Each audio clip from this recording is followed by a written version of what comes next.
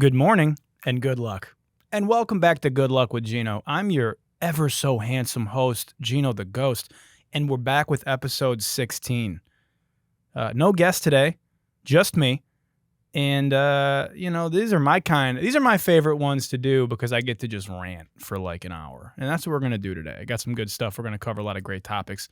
First of all, if you're watching on YouTube, go ahead and hit that like button. Go ahead and hit that subscribe button. Maybe just kind of nudge it with your nose, Leave a nice little comment. If you're on Apple Podcasts, leave a 5-star review. Subscribe to the pod. Spotify, you know the drill. Same thing. Guys, this stuff helps me on my quest to overtaking Joe Rogan in the podcasting game. And that's the mission.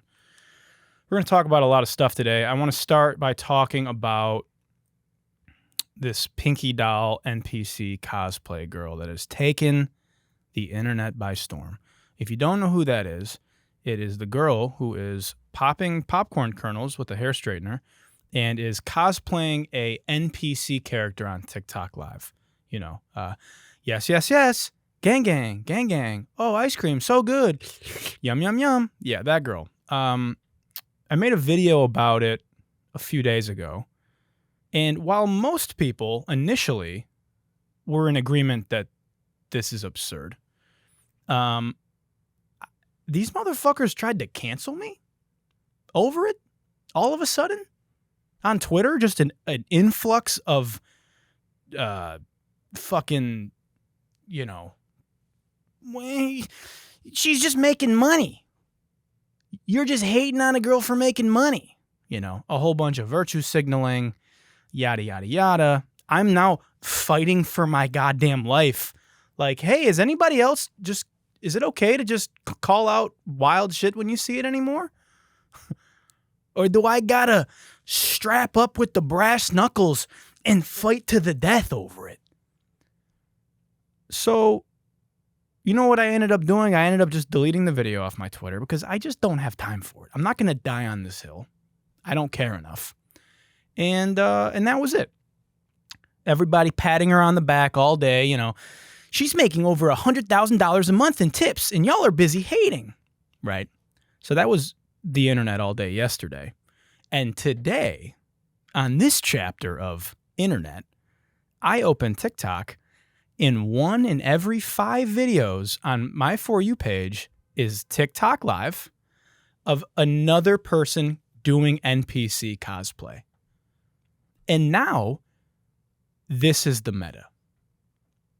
This is the reality that you motherfuckers deserve, okay? Because here's the thing. I'm a proponent of self-expression. I'm a proponent of go get that bag, But there can be some middle ground here, okay? Not everything needs to be all the way over here or all the way over here. And when we not only can't call out ridiculous shit when we see it, but get shamed for doing that, this is the reality that we get. Because guess what? Now, what happens when everybody's like, damn, this girl's just doing this ridiculous shit on the internet? And the algorithm's rewarding her, and she's making bread? Why should I go be a doctor? Why should I be a creator? Why should I make music? Why should I be an actor and make no money, which we'll get into today? Why would I do all that and pursue a career that requires talent and ability when I can go panhandle on TikTok Live and make bank? And people are going to fucking pat me on the back on the internet for doing it. Well, you know what happens? Everybody goes and does it. And now the meta has been pushed by machine learning algorithms into a fucking society of NPCs that are going to go do this. And you motherfuckers deserve it. So I hope you enjoy it, because we're not going to have any movies or TV shows for a long time. So now, this is your entertainment. Yes, yes, yes. Gang, gang, gang, gang. Enjoy. Congrats, everybody. In that video that I posted that went viral, I made a joke like, this is why I can't be a parent, because what if you raise your child and then they grow up to do this on the internet? And then, of course, because I have black nail polish, I had a whole bunch of fucking, jamokes in my comment section, like, imagine raising your son and then he grows up and paints his nails. Bleh. And I realized that's probably why the video went viral, because people love fucking commenting on the nails. And maybe me and this NPC girl have more in common than I thought. Because now I'm going to have to just keep my nails painted, because every clip that I post gets 20 times the fucking engagement, because swaggerless fucking people with no vision or nuance or style just have to comment on me violating the gender norms that they grew up with. So I'm going to keep doing it. Suck my dick. Speaking of fucking losers, Kid Rock is under a lot of scrutiny after, remember he was the one who took a submachine gun to a case of Bud Light because they did like a trans TikTok promotion thing with the trans TikToker, and everybody was fucking boycotting Bud Light, and Kid Rock made himself the poster child and literally massacred a poor case of Bud Light on camera. Well, guess what? This dickhead is still serving Bud Light at his concerts. Oops. Uh-oh. Oh, no. Are you directly contradicting yourself? Oh. Did you not actually care at all, and you were just pandering to your audience? And what's funny about it, he did a concert in Detroit like a day or two ago, which he was serving Bud Light at, and doubled down on it on stage and called. It's just like, dude, it's one of two things. It's either these people don't know that they're being idiots, or they know they can get away with it. I think it's the latter. So yeah, we're not going to spend much more time on that, because that speaks for itself. Moving into more cool news, the Vegas Sphere. Have you guys seen the Vegas Sphere? It's sick. It's basically just this giant LED lit sphere in the middle of Las Vegas, owned by James Dolan, who's a cajillionaire, owns the Knicks, Madison Square Garden, Radio City Music Hall, a bunch of other, prestigious venues. They built this thing. It cost them $2.3 billion to build it. It's huge, and is kind of James Dolan's, I think, attempt at getting back in the public favor. I don't know if you guys know this. James Dolan is, he's a notorious clown. He's hilarious. There's a lawsuit right now. He's being sued for using facial recognition software and technology, AI facial recognition, to ban people from entering his venues if they've ever talked shit about him online or like in interviews. Like, they'll comb through like tweets and stuff of people like, yo, James Dolan sucks. The Knicks have been trashed since he took over, or the Rangers haven't won a championship. And he'll comb through those tweets, funnel them to his security detail, who will find out who they are, then use machine facial recognition to ban those people from entering the stadium, which is fucking hilarious. I mean, this is the level of petty that I strive for. That's goals. Anyway, the Vegas Sphere is awesome. I think it's like the attraction that Vegas needed. It's a giant music venue. It's specifically designed for music and art, immersive. There's 17,000 seats. It's like stadium seating. 168,000 speakers, because their aim is for every seat in the house to have the same listening experience, which is sick. There's also in the stadium a 250-foot screen, like giant LED 360 view screen, which is sick. And on the outside, it's comprised of 1.2 million LED lights. And to me, the coolest part about it is that it's ever-changing. So they built a studio in Burbank where they have a team of like tech people and artists who are testing and then pushing out what you see on the outside of the sphere. So it's this cool attraction. It's kind of like an immersive, dynamic art exhibit, which they can use to showcase art, but also advertising, which obviously is one of the main reasons they're doing it. It's reported to make around $25 million annually in the first year. So pretty fucking sick. I think we need more of this stuff. This is tight. They're building another one. I want to say in London. I may be wrong, but they're building another one already in London, and I think it's tight. I think it's very cool. I want to go see it when I'm in Vegas. I hate going to Vegas, as you guys know. But I'm sure I'll be there in a couple months, and I will be going to attend. Okay, what else? Big news in crypto. And look, guys, I know that not everybody that listens to this podcast is like a crypto person, or maybe you like don't think it's a scam, but you're just like not into it and you don't give a fuck about it. My intention is to inform you guys of what's going on in the world of crypto, the news of crypto, because whether you like it or not, or know it or not, this is the future of finance and assets. So buckle up. We're going to kind of tap into this for a moment. In DeFi news, which is decentralized finance, two big things happened. The first thing that happened is that the SEC lost its case against Ripple. So Ripple is a cryptocurrency that for like 2 years has been fighting the SEC whether or not it was a security. And it won, which is huge for crypto, basically saying that like this isn't a security. And if Ripple is not a security, none of this shit is a security. So obviously prices went up. Everybody was feeling good about that.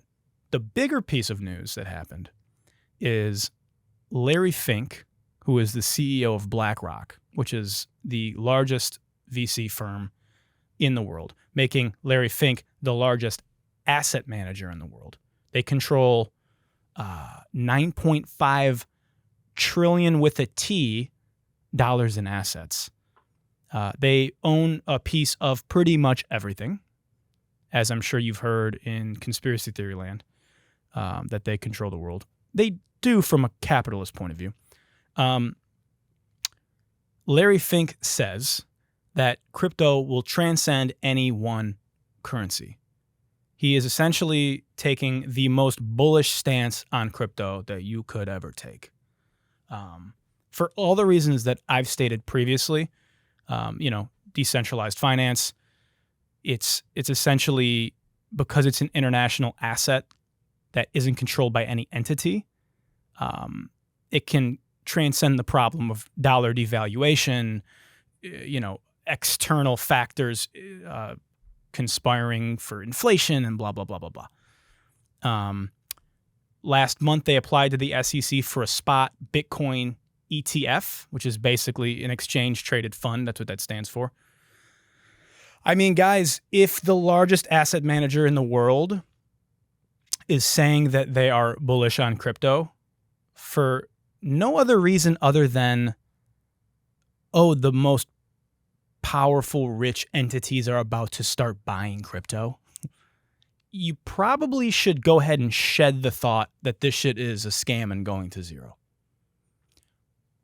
Because again, whether you think so or not because you read a couple headlines or you saw something on Fox News or you saw, a fucking, the price used to be this, but now the price is this. It must be this. You would be a fool to not at least look into it.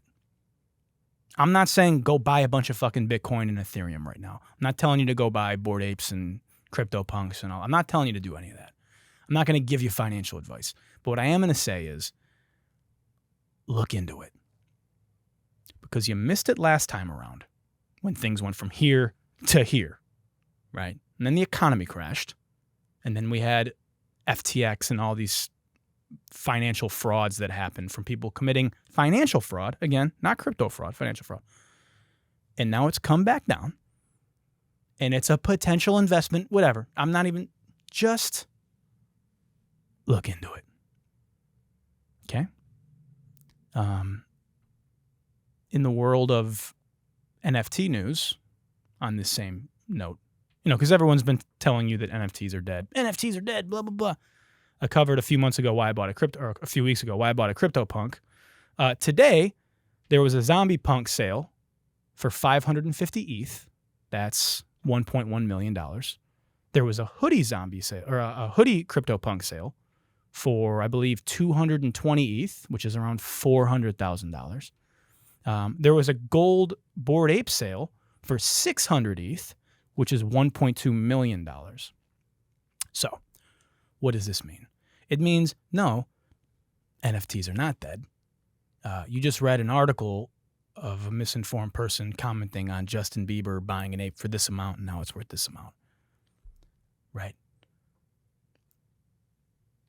Bored Apes are still worth almost $100,000. Holders that participate in the ecosystem have made hundreds of thousands of dollars in free assets just for participating, and tokens just for participating.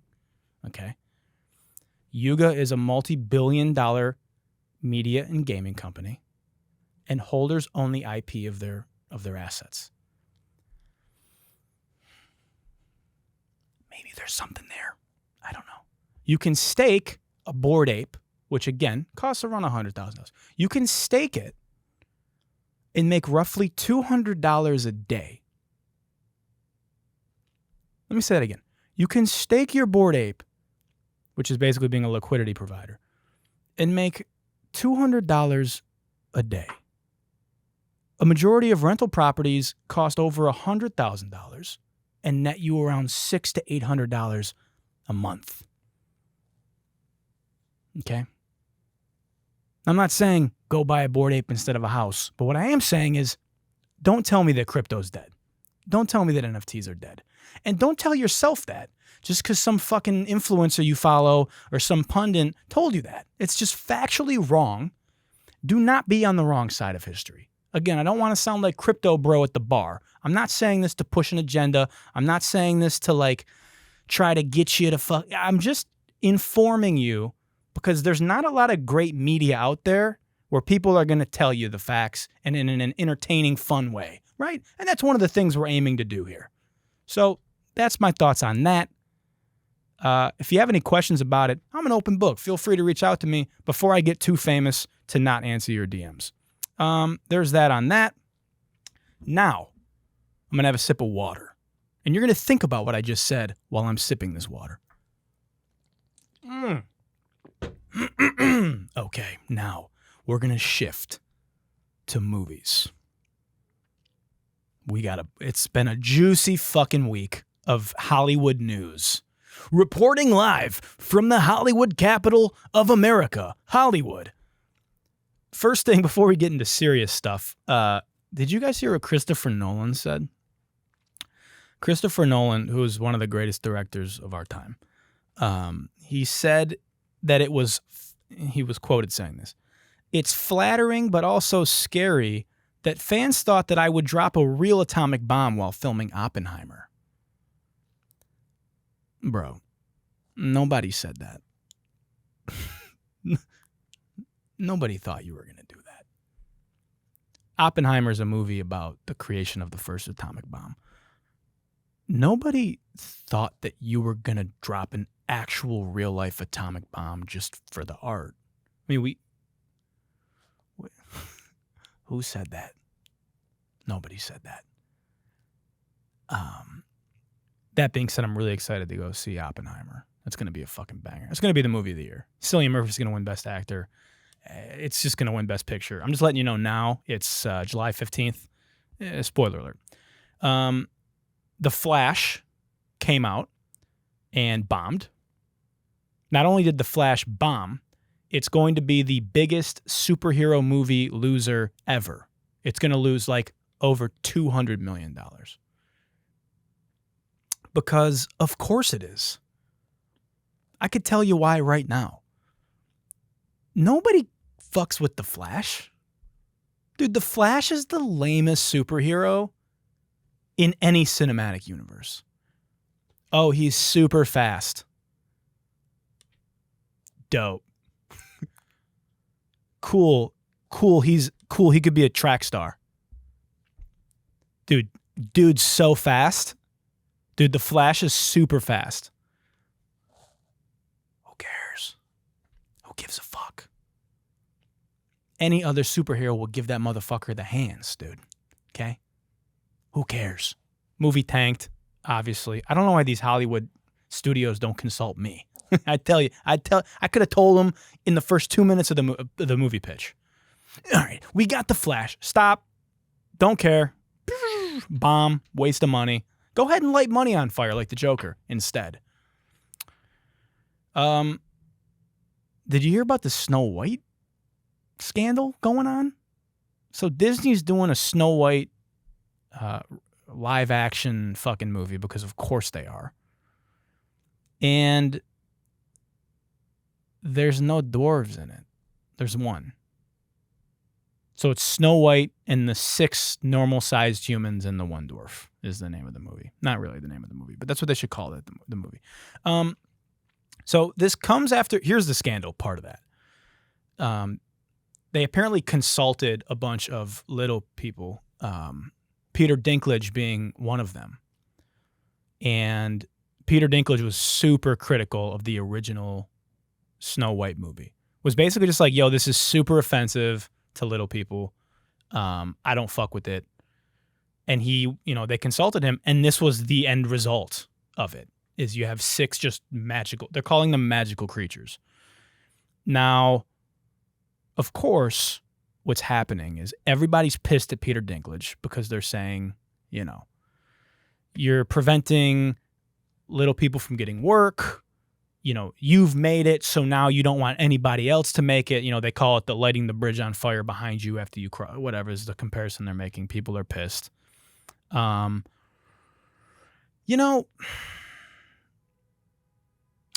think I don't know what's offensive to little people.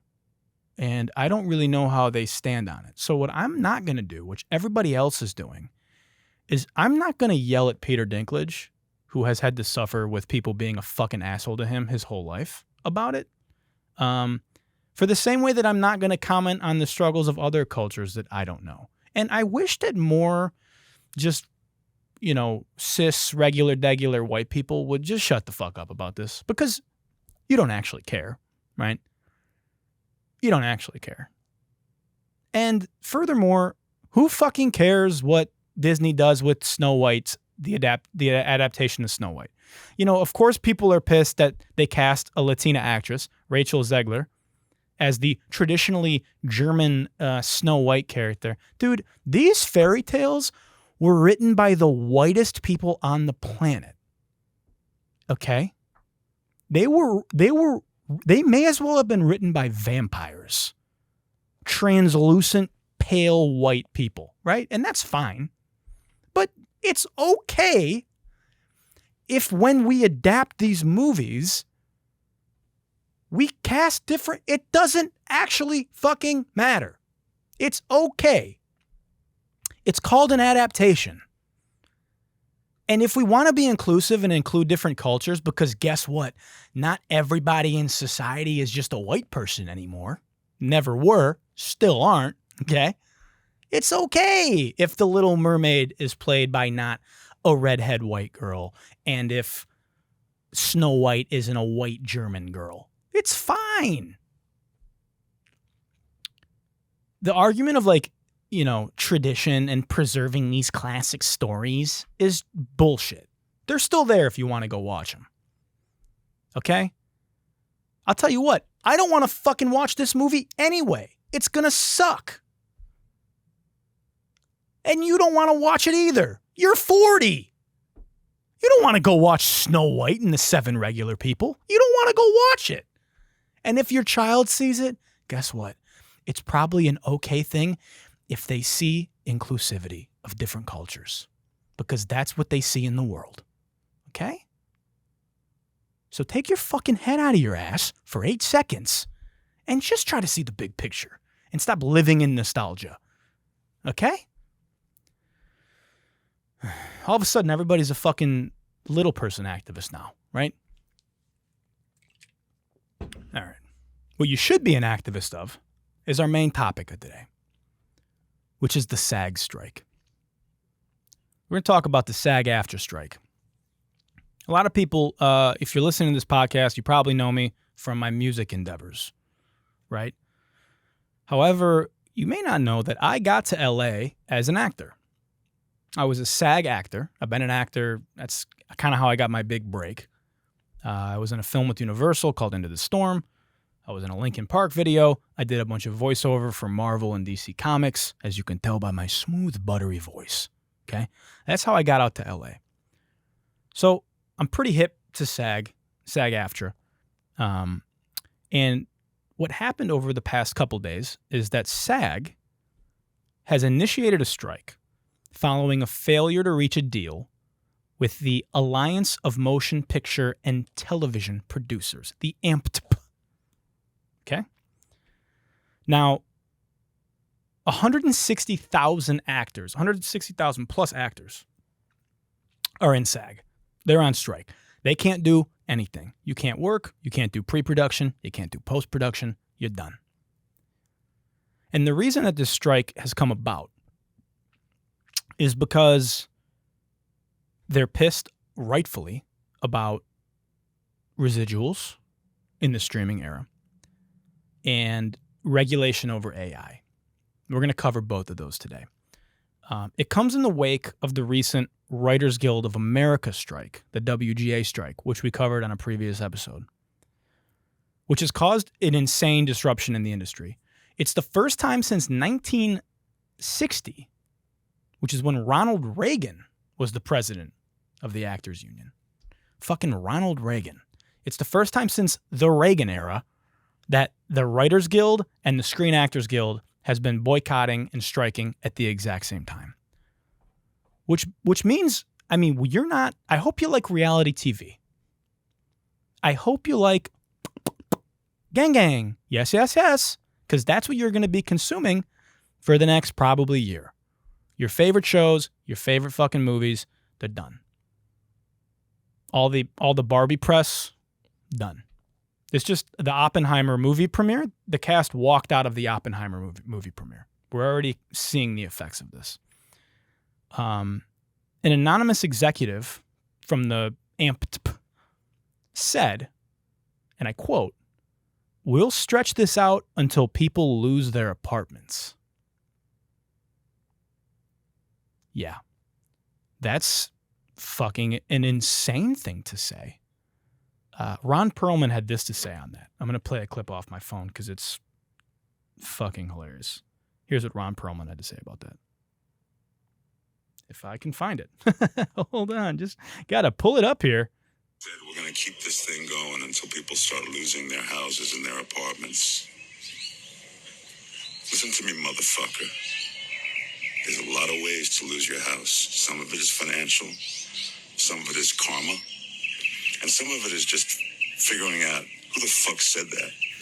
And we know who said that. And where he fucking lives. There's a lot of ways to lose your house. You wish that on people. You wish that families starve while you're making $27 fucking million a year for creating nothing. Be careful, motherfucker. Be really careful. Because that's the kind of shit that stirs shit up. Woo! Peace out. I mean, I'm here for that energy. You know? That's a threat that if you don't know who, that's the voice of Hellboy. Right? He meant it. These motherfuckers are so goddamn greedy. You understand?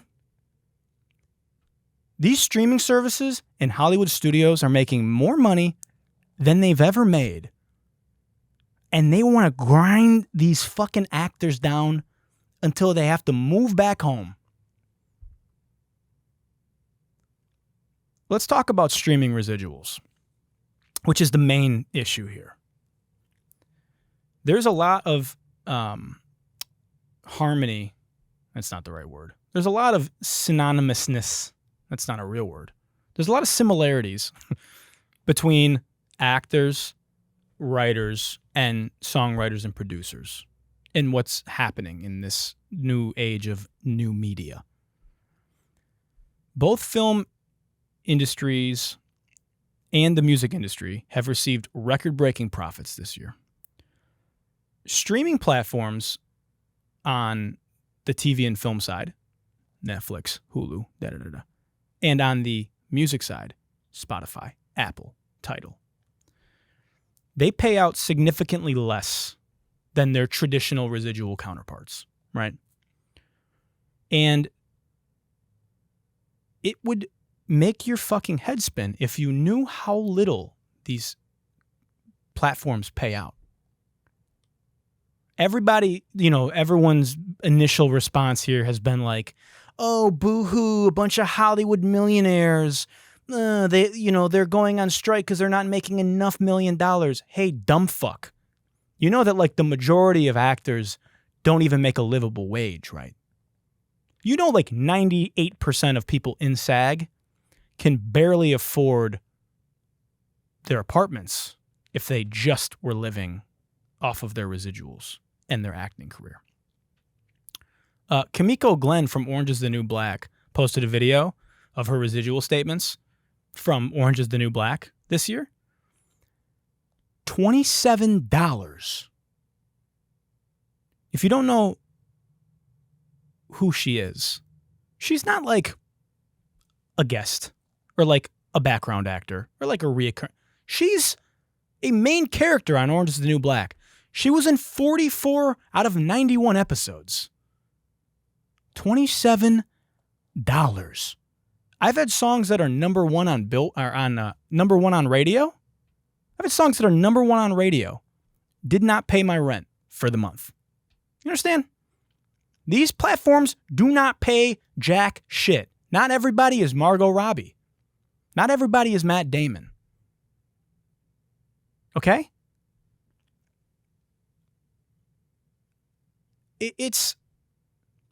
Just looking at music, there was a study by Citigroup estimated that musicians make around 12% of total revenue in the music industry.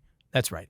The people that make the music, put out the music, perform the music, produce the music, engineer the music, they're making 12% of the money in music. It's even less in film and TV.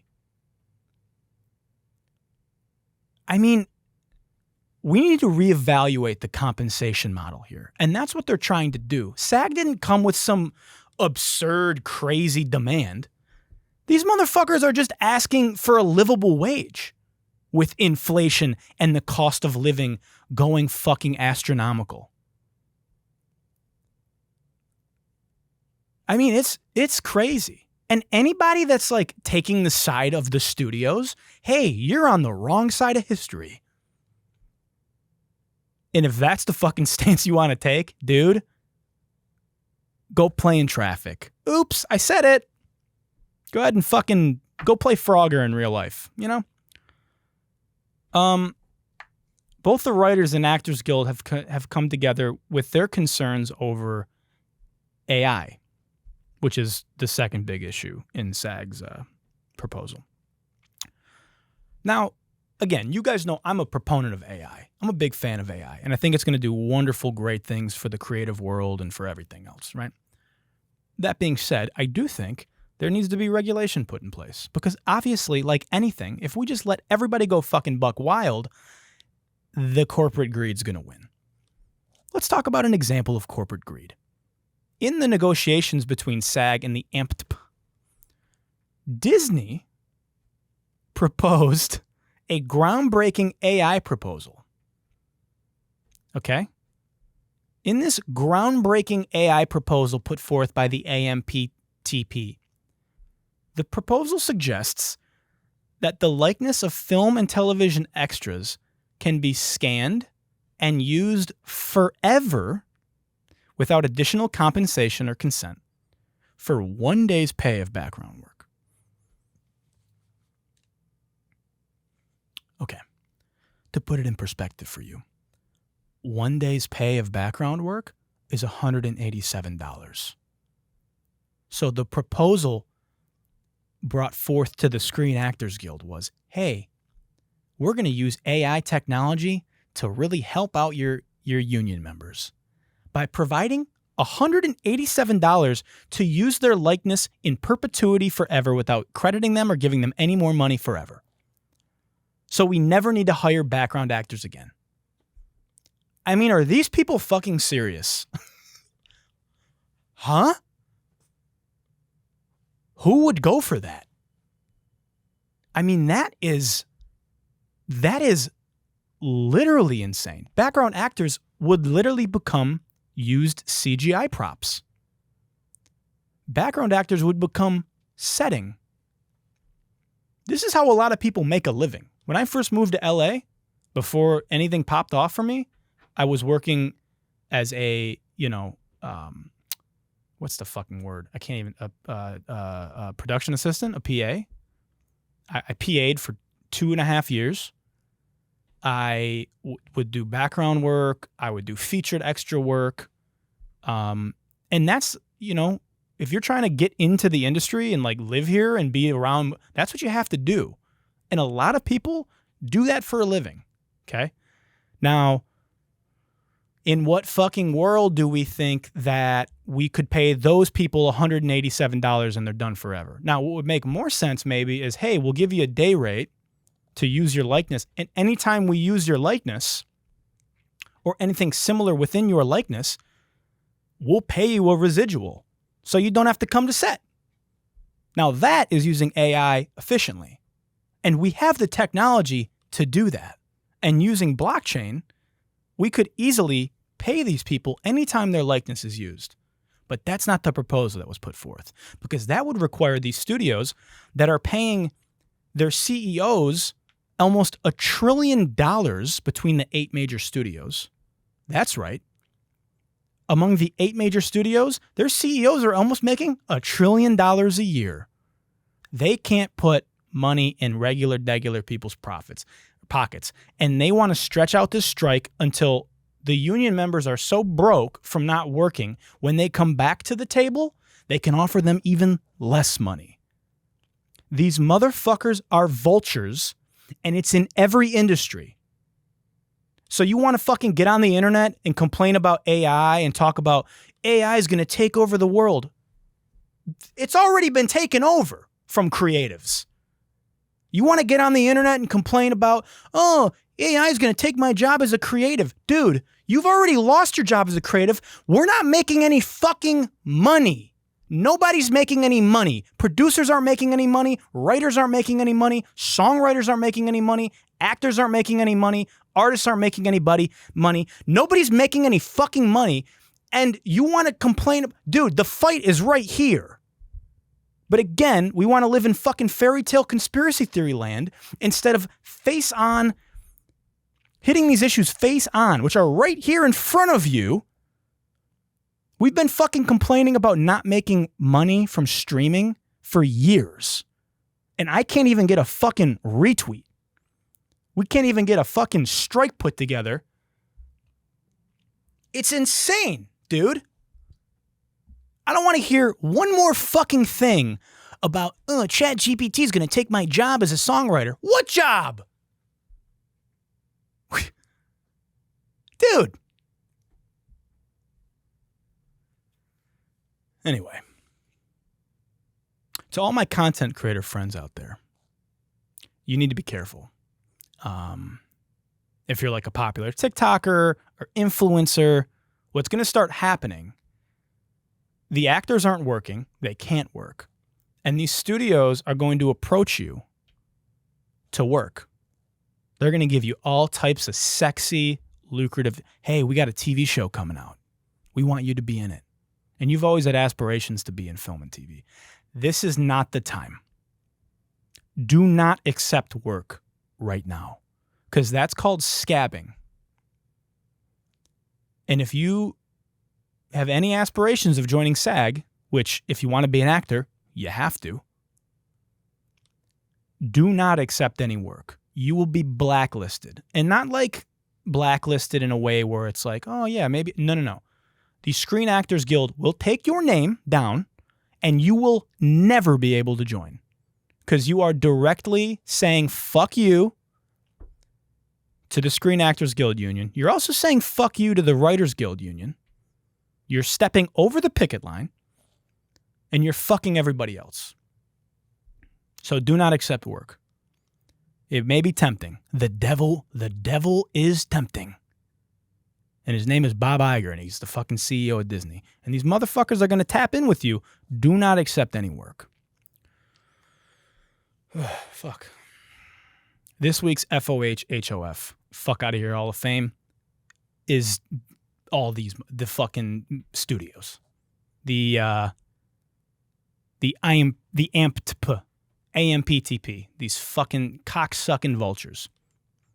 Try to end it on a lighter note. I know I just went into biblical rant land, but I have a funny union story I'm going to tell. So when I was first living in LA, and I was broke as fuck, and I was doing PA work, and I was just trying to do anything I could do to be on set, I had a friend who was a production coordinator, and he approached me with a proposition for some money. He said, hey, look, man, I got a show that I'm doing, and it's not union. And my entire crew just walked off on me. Because basically what happened is it was a multi-million-dollar project, but it was like new media. It was like YouTube. It was like a YouTube TV show, right? So it was kind of a loophole where he didn't have to make it a union gig. So what he was doing was he was paying the cast and crew members union rates, but he wasn't registering it as a union project. So the union didn't get their like kickback, right? So the union was pissed. So the union came on set on day one of him filming and told everybody in the crew, hey, if you guys want to be in the union, you need to walk off right now. We're shutting this down. This is the IATSE union, IATSE, the Teamsters union, which is basically the union for like crew members. So the people that work behind the scenes, production assistants, grip, camera assistants, cameramen, etc. So the whole set walked off. So we had to hire all new people to work the crew that were not in IATSE, right? And he asked me, he said, hey, I know you don't ever want to join IATSE and you don't really want to be like a producer, crew member guy. I'm willing to pay you a good amount of money to be the fixer on set. Because what's going to happen is they're going to come try to strike and boycott on my set. And I need somebody there to help like curtail the union. So I'm like, oh, so you basically want me to be Tony Soprano. I was like, oh, I'm an Italian, so you want me to come on set and be the fucking muscle on set. Sure. How much money? Okay. Because I needed money. And I figured, oh, it'll be an easy job. These motherfuckers were relentless. They were there the minute we started at like 7 a.m. There was like 100 people picketing, boycotting.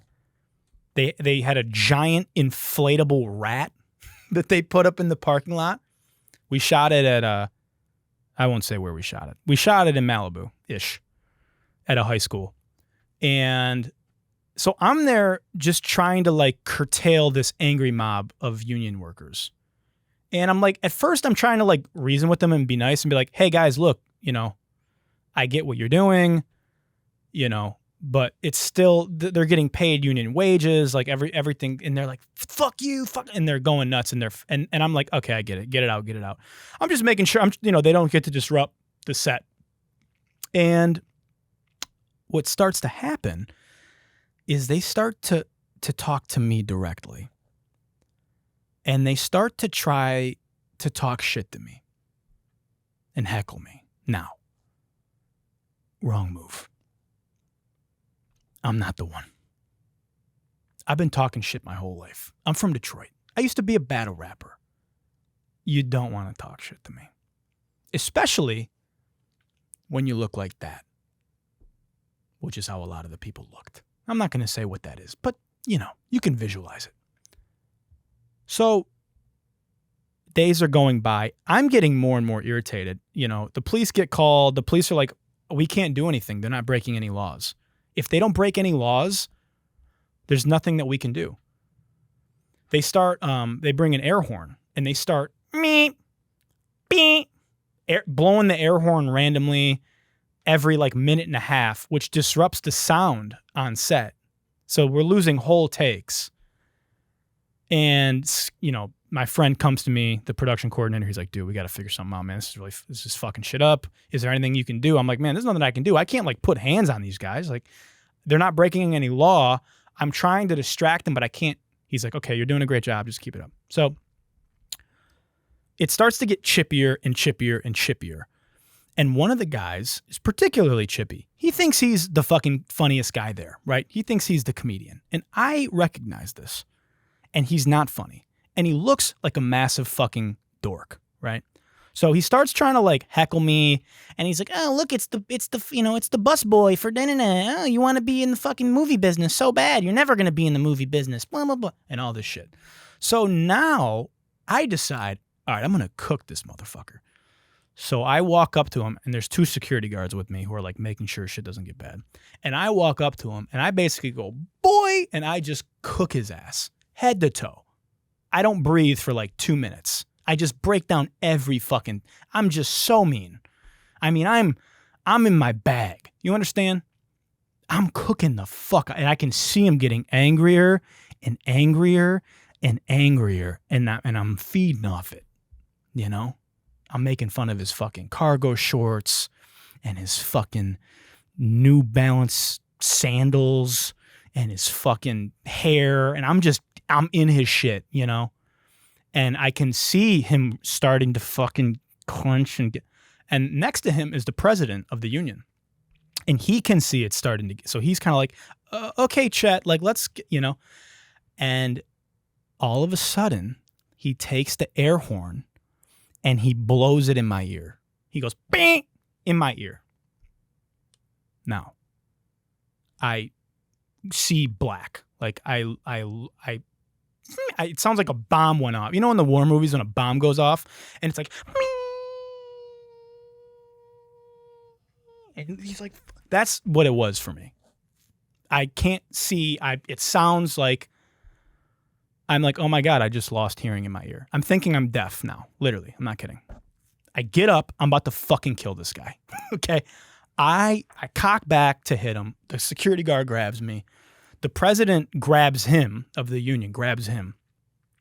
And as the hearing is slowly coming back into my ear, and my heart is just, and it's slowly, and then all of a sudden, I smile like a fucking crazy person. And I start laughing. And everyone's hella confused. And I walk up to him. And I go, gotcha. Because guess what? You just physically assaulted me. On that air horn can, on the back, it says, warning, this can cause permanent hearing damage and physical harm. So when you blew it in my ear, you physically assaulted me. And guess what that means? It means you broke the law. And I say to the president of the union, I say, I'm going to call the police, and he's going to get arrested, and this is going to make for a really nasty story for you guys. So what's going to happen is you're going to go. You're not coming back. We're not picketing this show anymore. And I'm going to forget that this happened, and that's it. And he shook my hand, and they left. And they never came back. And I won. My friend gave me an extra $6,000. I was the fucking king of set for the next 9 days. I showed up. I didn't do anything. It was amazing. Now, what's the moral of that story? don't fuck with me. 1. 2, don't try to cook me. And that goes for anybody in my comment section that thinks that they can make fun of my nails or talk about fucking really anything. Because I'll go to your page, I'll look through your photos, I'll look into your fucking eyes, I'll stare into your soul, and I'll cook the shit out of you. And I'll enjoy it. I mean, this is a hobby for me. You understand? People play video games, people work out, people read books. This is what I like to do. I'll do it. And it won't be like, ha, he responded to me. No. I'll say something so fucking real and mean and funny that you'll look into the mirror afterwards and you'll say to yourself, what's the point of any of this? You'll question it all.